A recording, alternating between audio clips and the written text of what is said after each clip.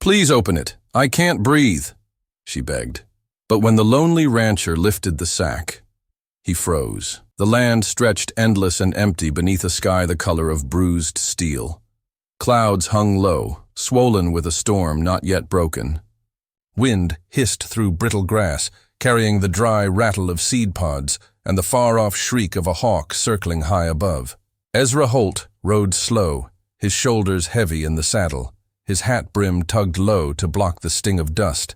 The trail home was as familiar as the back of his hand. Riverbends, scarred cottonwoods, fence lines half buried in sand. Familiar, too, was the weight inside him. Silence, loneliness. The echo of a house once filled with voices now gone to ash. Each hoofbeat struck like a clock ticking down in an empty room. He thought about Little because Little was safer. Fixing fences, tending cattle, keeping distance from the world. That was his rhythm. Men who thought too much about yesterday didn't last long on the prairie. Sometimes memory came uninvited. His wife's face caught in firelight, the cry of a child that had vanished into smoke. He tightened his jaw and pushed it back down. The trail bent near the riverbank. His horse, a gray gelding with scars across its flank, suddenly stopped. Ears pinned. Breath snorted sharp. Ezra frowned and lifted his head. Something was there. At first, it looked like nothing more than a lump of discarded canvas, tossed aside by a drifter or snagged from some wagon. But then the canvas twitched. Subtle, like the dying kick of a rabbit. In a snare, Ezra swung down, boots crunching against gravel. The air smelled of wet earth and iron, a storm's breath before the rain. He stepped closer. The shape was a sack, bound tight with rope, dirt smeared into its fibers. His heart knocked once, hard, against his ribs.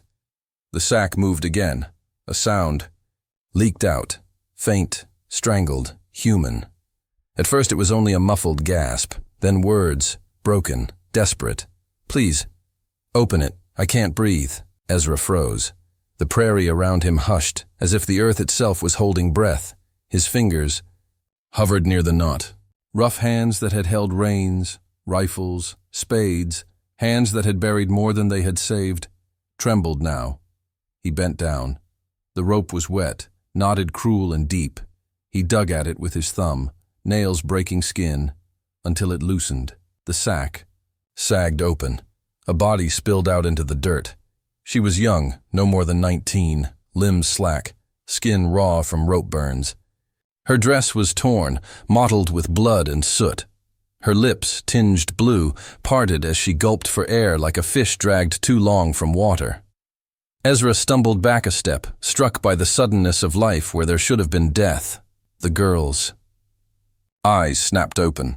They were wild, glazed with fear, yet burning with something unbroken. She stared straight into him, through him, as though he were another tormentor, another man with rope and cruelty in his hands. Ezra couldn't move, couldn't speak. He'd seen faces of the dead, faces of the living too, but never one that seemed to balance on the edge of both. The wind shifted. Dust swirled in small devils around them, lifting strands of her hair across her cheek.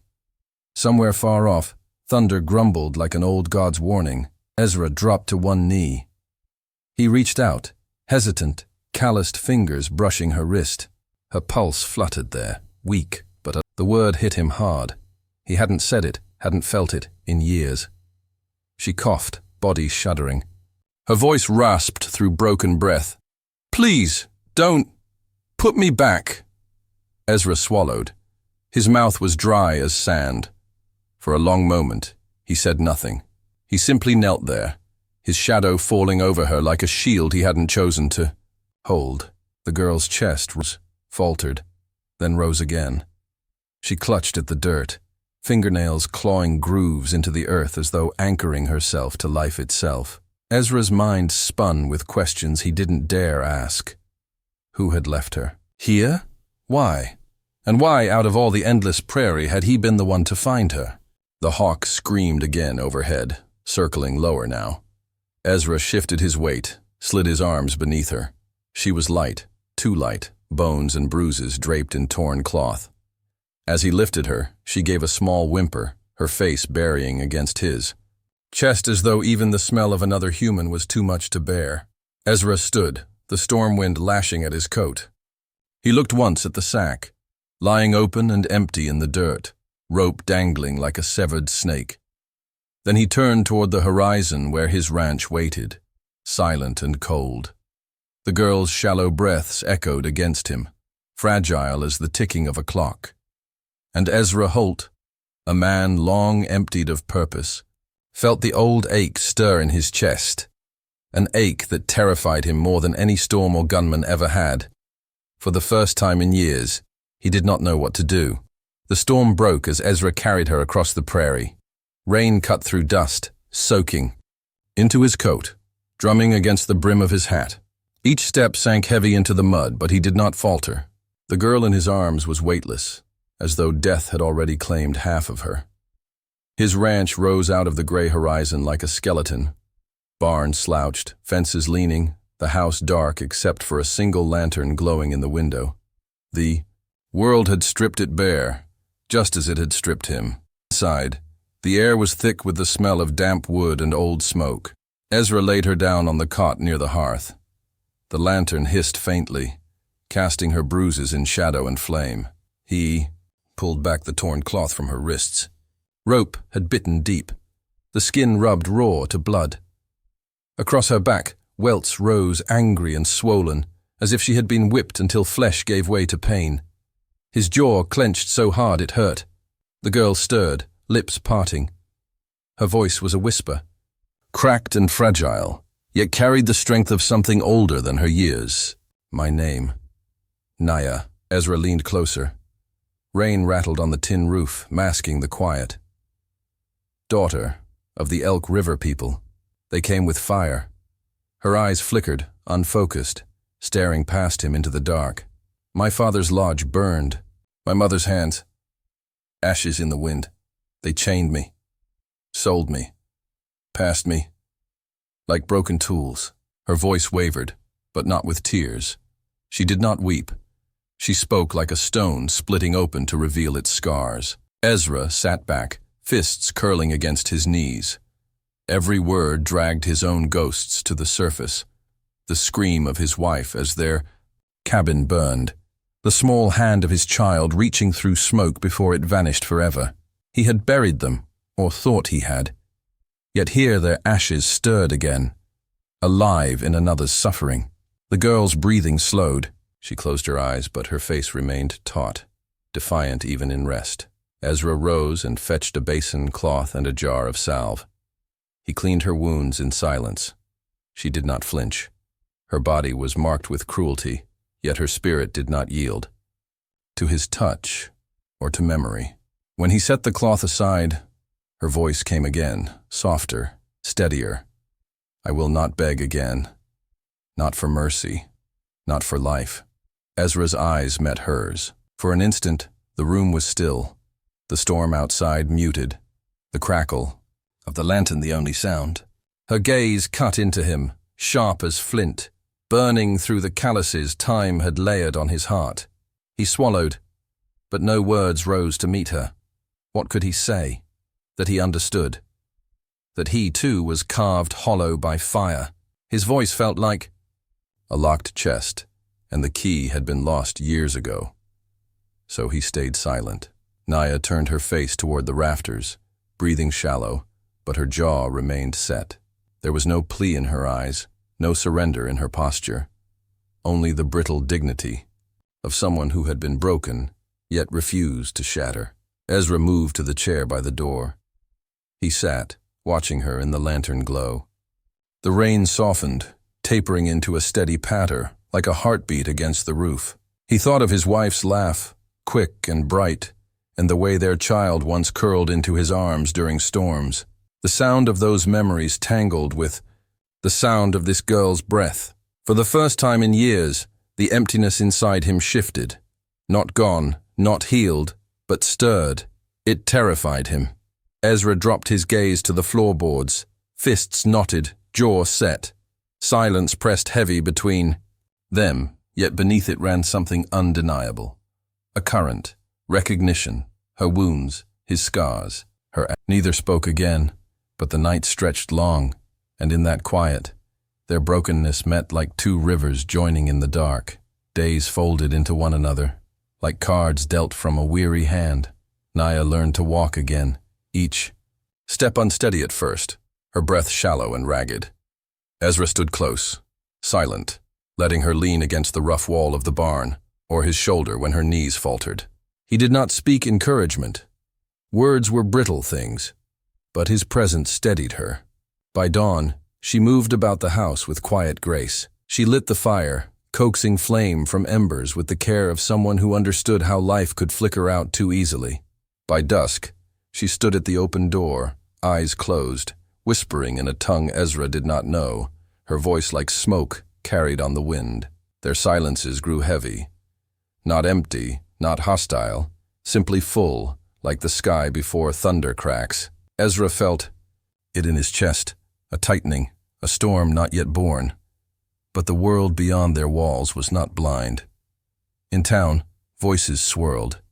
At the blacksmith's, at the saloon, even whispered in the church pews. An Indian girl, missing, taken, escaped. No one was sure. But there was a bounty, cold silver waiting for the man who delivered her back. Soldiers had ridden through weeks before, leaving dust and warnings in their wake.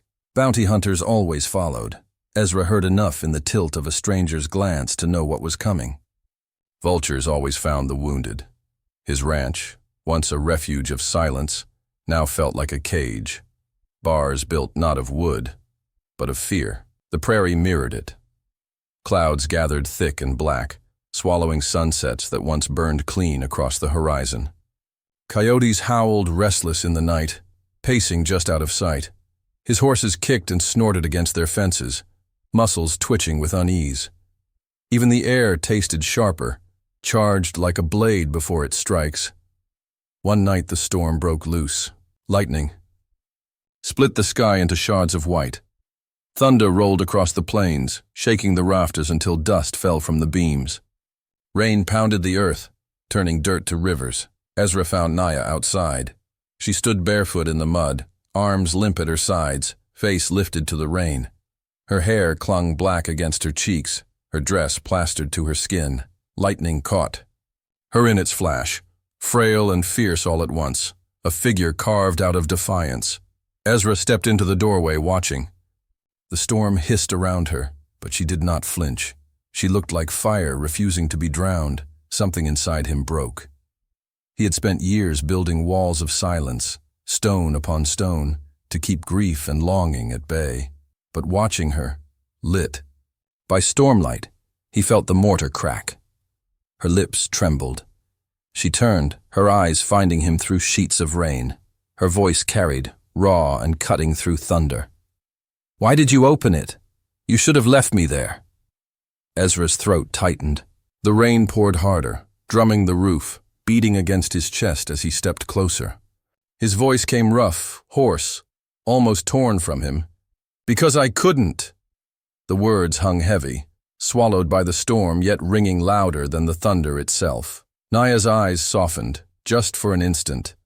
Not forgiveness, not surrender, only a flicker of something fragile, dangerous. She turned away, arms wrapping around herself, as if afraid of what her own heart might betray. Ezra stood a moment longer in the rain, watching her silhouette against the lightning. He felt the storm outside, and the storm inside, both crashing against fences too weak to hold them. When at last he returned indoors, dripping, his boots trailing mud across the floorboards, he knew something had shifted. The prairie would not grant them peace. Men would come, drawn by silver, by whispers, by blood. And inside these walls, silence was no longer enough to hold back what had begun between them. The storm raged long into the night, but Ezra did not sleep. He sat in the dark, listening to rain beat against the roof, listening to her breath steady. In the next room, two storms now. One of sky, one of soul, both waiting to break. The first signs came with dust. A thin veil rose at the edge of the prairie, shimmering in the dying light. Ezra stood on the porch, rifle leaning against his shoulder, and watched it grow. The horizon shifted, shapes forming within the haze. Riders, slow, steady, too deliberate to be wanderers. Their silhouettes long and dark against the blood-red. Skied bounty hunters. Ezra knew their kind. Eyes cold as riverstone, guns hanging low like extensions of their hands. They carried the stench of coin and death, men who hunted not for justice, but for profit. They had sniffed out weakness, smelled blood, and followed the trail here. His jaw tightened. The prairie stretched wide around him. Yet he felt caged. Behind him the house was quiet. Outside, Naya stood by the window, shadows cutting across her face. When she saw the riders, her fingers curled into fists. She didn't cry out. She didn't plead. She only stared, lips pressed thin, as if daring the horizon itself to test her. That night the ranch became something else. Not home. Not sanctuary. A battleground of silence. Ezra checked the rifles, laid bullets on the table, patched the weak boards where a bullet might slip through. His hands moved steady, but inside his chest burned with conflict. He told her to stay back, to keep safe. She shook her head.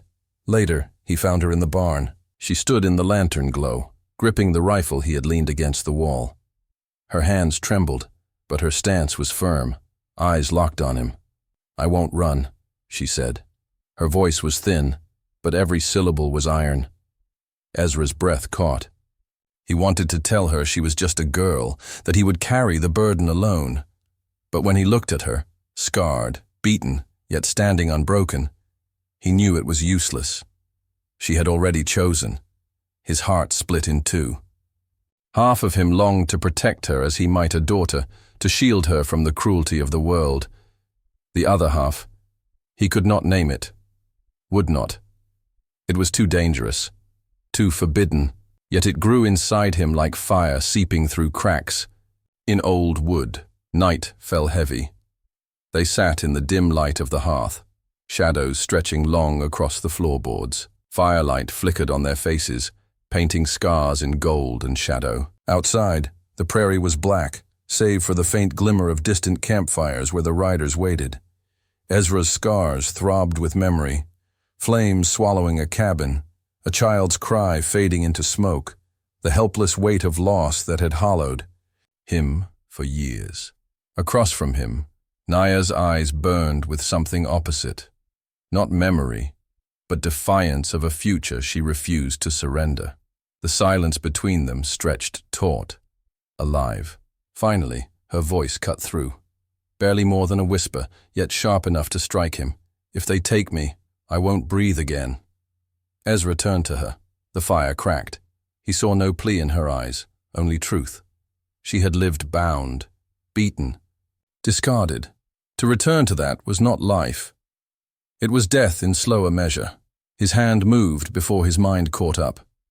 He reached across the table, rough fingers brushing against hers. She flinched, not from fear, but from the weight of the moment. His voice came hoarse, almost foreign in his throat, a confession torn out after years of silence. "Not while I'm alive." The words hung in the air, more binding than any oath, heavier than any bullet. For the first time in years, Ezra Holt felt purpose surge through the cracks of his grief. Not the hollow survival of a broken man, but the burning duty of one who chooses to stand. Naya's fingers tightened slightly around his. The fire flickered, throwing sparks into the dark. Outside, the riders shifted in their saddles, waiting for dawn. Inside, two souls scarred by fire and rope prepared for war. Dawn bled slow across the horizon, a pale light swallowed by dust. The prairie lay still for a heartbeat, as if waiting to see which way fate would turn. Then hooves shattered the silence. The bounty hunters came like a storm, a dozen riders fanning out across Ezra's land, rifles gleaming in the early sun. Dust rose in choking clouds behind them, swirling into the wind. The earth shook beneath. The thunder of hooves. Ezra stood in the yard, rifle braced against his shoulder. His face was carved in stone, jaw tight, eyes narrowed to slits. He had felt this day pressing toward him with every whisper in town, every glimmer of fire on the horizon. Now, it was here. The first shot cracked the morning. Splinters flew from the porch post beside him. Ezra fired back, the recoil jarring through his arm. A rider toppled from his horse, swallowed by dust. Then chaos broke loose. Gunfire tore through the quiet dawn. The barn caught first, flames licking fast along its dry roof. Smoke poured upward, black against the pale sky. Cattle bellowed, panicked, breaking through fences and scattering across the prairie. Bullets ripped into wood, tore through fence rails, hissed past Ezra's ear. Still he stood, still he fired. Beside him, Naya appeared at the doorway, rifle clutched in her hands. Her hair whipped wild in the wind, eyes ablaze with something that burned fiercer than fear. She leveled the weapon, her aim steady, despite the tremor in her fingers. When she pulled the trigger, a rider fell. Another followed. Ezra turned, caught between command and awe. She was no longer the girl bound and discarded in a sack. In that moment, she was flame itself, unconquered, defiant, burning brighter than the hunters who sought to smother her. The prairie roared with dust and smoke and thunder. Ezra fought like a man with nothing left to lose, but everything left to protect. His shots rang true, each pull of the trigger another vow, but for every hunter that fell, another pressed forward. The house shuddered under the onslaught. Windows shattered, glass raining down like jagged stars. Ezra moved from cover to cover, firing until the barrel burned hot in his grip. Sweat mixed with soot across his brow. His lungs burned with smoke. A sudden scream split the air. A horse collapsing, a man crushed beneath it. Naya had fired again, her stance rooted, unflinching. Ezra glanced toward her, pride and dread twisting his gut. He wanted to tell her to hide, to stay back, but she was already too far beyond that. She had chosen her place beside him. The hunters began to falter. Their charge slowed, bodies littering the ground, horses riderless and crazed. The smell of gunpowder thickened, stinging eyes and throat. Then came the shot. It cut through the clamor, sharp, merciless. Ezra felt the impact slam into his side before he heard the report. Heat bloomed across his ribs. His knees buckled. For a heartbeat, he stayed on his feet, teeth clenched against the fire spreading through him. Then his body gave way, heavy as stone folding into the dirt. The rifle slipped from his hands. Dust rose where he fell. Naya's scream cut through the battlefield. She dropped to him, arms pulling his body close. His blood seeped hot through her dress, staining her hands red. She pressed her face against his chest, breath ragged, desperate. "Don't leave me. Don't you dare." Her words came broken, raw, as if she could hold him to life by sheer will. Ezra's eyes fluttered open. The storm that had raged inside him for years seemed to soften, to still. His lips parted, voice weak but steady. "I told you, not while I'm alive." His hand brushed against hers, rough skin trembling against her grip. Then his eyes closed, body slackening in her arms. Around them, silence began to spread. The last of the riders, seeing too many of their own dead, turned back into the dust, retreating with curses swallowed by the wind. Smoke still rose from the barn. Cattle still scattered across the prairie, but the gunfire ceased. Naya held him tighter, rocking slightly, as if movement alone might summon him back. Her breath hitched, her body trembling with exhaustion and fury and grief. The prairie, once roaring with violence, grew quiet again. Only the wind moved, carrying smoke and ash across the horizon. Ezra lay limp, blood soaking the dirt, his promise lingering in the air like the echo of thunder after a storm. And in that silence, Naya did not cry. She pressed her forehead to his chest, listening for the faintest flicker of breath, clinging to the last fragile thread of life within him. Spring crept across the prairie like a patient hand smoothing scars. Where the earth had been torn by hoof and bullet, green shoots pressed upward, stubborn against memory. The barn stood again, its new timber pale against the charred remains of what had burned. Fences lined the fields, mended with sweat and silence. Smoke no longer curled from ruin, but from bread baking in the hearth. Ezra survived. The bullet had carved deep, leaving him slower, heavier in step, but his chest still rose with breath. He carried the wound as he carried every scar, quietly, without complaint, as though pain were an old companion that demanded no explanation. His body was broken, yet alive. His eyes, once hollow, now held a fragile ember that refused to die. Naya remained. No longer the girl who had spilled from a sack, gasping for air. She moved with the strength of one who had clawed her way back from ash. Her laughter, rare at first, now pierced the silence that grief had ruled for too long. She rose, before the sun to tend the fields, her hands brown with soil, her face kissed by wind.